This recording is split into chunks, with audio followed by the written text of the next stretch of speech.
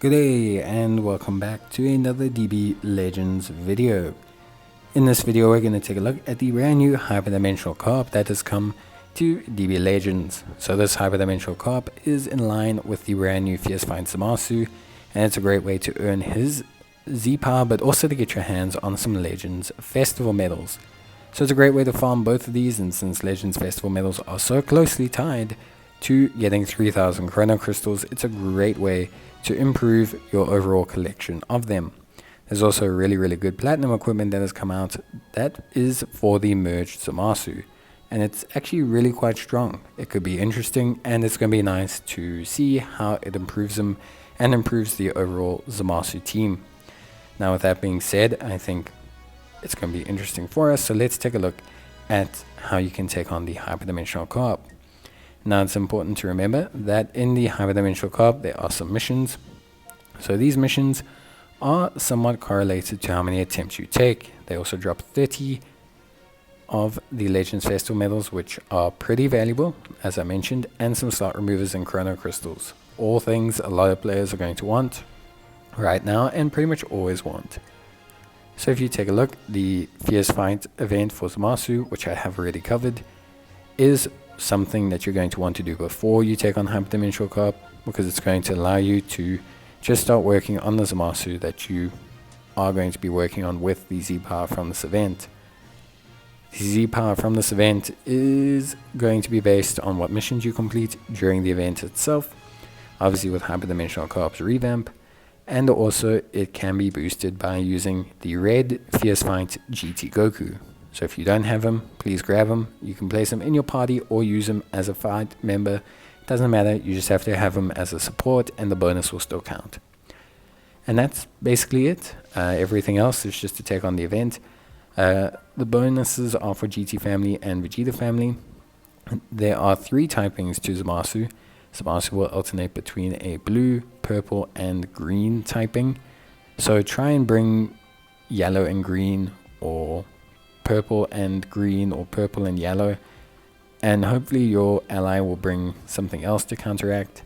Personally, I suggest bringing a really strong green. If you have the Super Saiyan 4 Goku and Vegeta, that's obviously going to be beneficial, but bringing a strong yellow or a strong purple will also help. There's some great options. There's the SS4 Goku. In terms of free-to-play options, there's not too many, but I'm using the Fierce Fight Super 17 because he's at least some kind of free-to-play option. Beyond that, all you have to do is then complete the Hyperdimensional carp. The Hyperdimensional carp is obviously revamped, and we'll talk about a couple of things you can do. But interestingly, you will notice that my display for my round of the Hyperdimensional carp is busted. So you're going to see some pretty funky things on this display here, which is a shame because it does make life a little bit harder, but hey, you know, it is what it is. Overall, there's a couple kind of straightforward rules that you want to always follow when you do Hyperdimensional carp. So first thing, you want to take a look at the typing that the boss currently is. You can see that in the bottom right hand corner of their portrait. So you'll see right now the boss has a little blue logo, and that means that the boss is obviously blue typing. So I'm going to have my tech, or my green unit I should say, out to take him on. Similarly, when he changes, I want to consider changing. The second thing is that you do not want to fire your Rising Rush into the blue shield. The blue shield will negate a large portion of damage, so firing your Rising Rush into the blue shield is not highly suggested in any way, shape or form. What you've just seen on the screen is also known as a Dakabi impact. Dakabi impacts occur when you fire an attack at the same time as the boss, and the ally friend player assists you at the same time. This will allow you to do some pretty big damage to the blue shield. Beyond that, all you have to do here is time the attack. You'll notice that with my display, it was a pretty fun way to time the attack.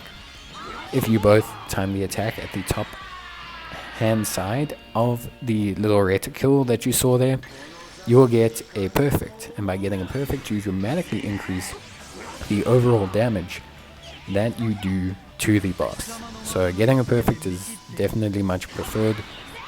If you get a perfect, you can dramatically reduce the amount of time that it takes to complete the hyperdimensional co-op.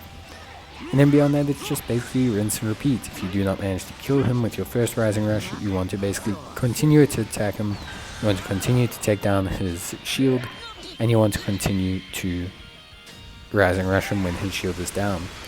When he Rising Rushes you, you have the opportunity to reduce the damage he does and prevent a knockout by timing the reticle as well.